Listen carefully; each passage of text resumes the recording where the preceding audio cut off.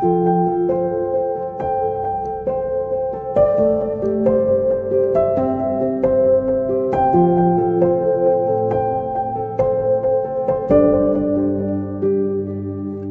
à chacun, voilà pour cette méditation, je souhaite continuer ce petit voyage sur la question d'Israël, Israël pour Dieu, avec un texte de Paul aux Galates, qui je trouve résume bien plusieurs choses qui ont été dites jusqu'ici. Donc Galates 3, verset 16, au verset 15, je commence même avant, « Frères, je parle selon l'homme, personne n'annule une alliance qui est confirmée, même celle d'un homme, ni n'y ajoute. Or, c'est à Abraham que les promesses ont été faites et à sa semence. Il ne dit pas « et aux semences », comme parlant de plusieurs, mais comme parlant d'un seul. Et à ta semence, qui est Christ. Voilà déjà une première vérité fondamentale. Ce n'est pas toute la semence biologique naturelle d'Abraham qui est choisie par Dieu, qui bénéficie de la promesse, mais une semence parmi cette semence. Et ce qui est capital, c'est que cette semence est Christ. Christ, le chef, la tête et son corps. Il est lui, intégralement, ce peuple nouveau, cet homme nouveau, cet Israël de Dieu, qui est au bénéfice de toutes les promesses qui ont été faites à Abraham. Voilà pourquoi Jésus dit « Je suis la racine de David ». Le rejeton est la racine de David. Au verset 26, un peu plus loin, Paul développe, il dit « Vous êtes tous fils de Dieu par la foi dans le Christ Jésus, car vous tous qui avez été baptisés pour le Christ, vous avez revêtu Christ, et il n'y a ni juif, ni grec, il n'y a ni esclave, ni homme libre, il n'y a ni mâle, ni femelle, car vous tous, vous êtes un dans le Christ Jésus. Or, si vous êtes de Christ, vous êtes donc la semence d'Abraham, héritier selon la promesse. » Ce qui nous complique parfois la réflexion, c'est que nous vivons dans un grand paradoxe. Nous vivons à la frontière entre deux créations. Une ancienne création, où il y a un Israël terrestre, qui bénéficiera aussi des promesses de Dieu dans le futur, et je développerai ça dans une autre vidéo. Dans cette ancienne création, il y a des hommes et des femmes, et même dans la vie d'Église, on prend en compte ça. Les apôtres parlent des différences des rôles féminins et masculins. Donc cette ancienne création est toujours là. Elle disparaîtra un jour. Cieux et terre d'à présent sont réservés pour le feu. Mais en attendant, on prend en compte cette ancienne création. On vit encore dedans.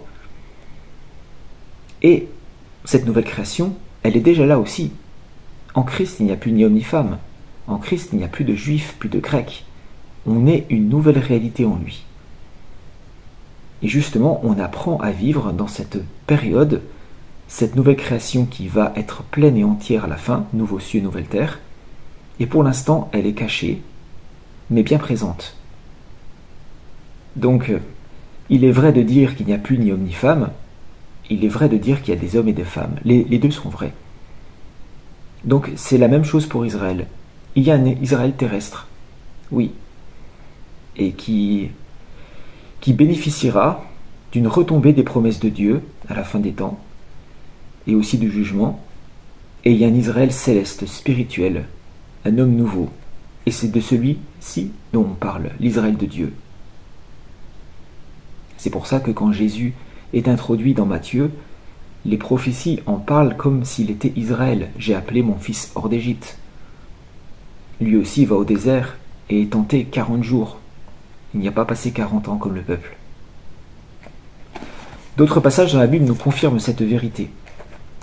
Par exemple, 1 Corinthiens 12, 13, que j'aime beaucoup parce que c'est le seul passage dans la Bible qui définit clairement ce qu'est le baptême de l'Esprit. Car nous aussi, donc Paul s'adresse aux Corinthiens et il parle au passé. Car nous aussi, nous avons tous été baptisés d'un seul esprit.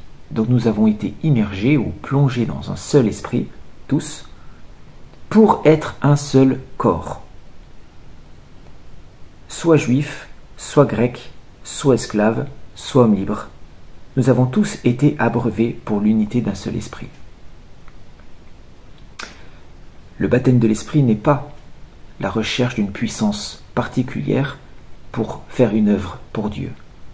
C'est une confusion avec l'onction de l'esprit qui était quelque chose de l'ancienne alliance, de l'ordre de l'ancienne alliance.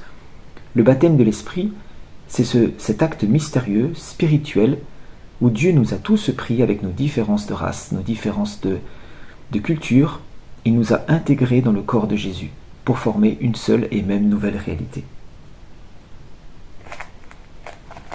Ensuite, il y a ce verset de Colossiens. Quand Paul parle de l'homme nouveau, il dit « Il y a ici ni grec, ni juif, ni circoncis, ni incirconcis, ni barbare, ni scythe, ni esclave, ni libre, mais Christ, et tout en tous. » Voilà. Donc ces passages nous rappellent vraiment cette réalité nouvelle. Comprendre vraiment que nos regards se déplacent vers le ciel, vers cette Jérusalem céleste. Dans ce même livre de Galates, Paul dira que la Jérusalem actuelle, c'est Agar. Elle n'est pas celle qui doit hériter des promesses, celle dont le fils doit hériter des promesses, Ismaël. Il faut la chasser. Ça veut dire on n'a plus rien à voir avec cette ancienne alliance, avec ce qui est de l'ordre de la loi, avec ce qui était de l'ordre du judaïsme de l'époque. On est vraiment introduit dans cette nouvelle réalité. Christ étant la racine de cet olivier dans lequel nous avons été greffés, nous qui étions pas juifs, et ceux qui sont juifs aussi bénéficient de la même sève qui vient de lui, la racine de David. Voilà, je vous souhaite à tous une bonne journée et je vous donne rendez-vous pour la prochaine vidéo. À bientôt!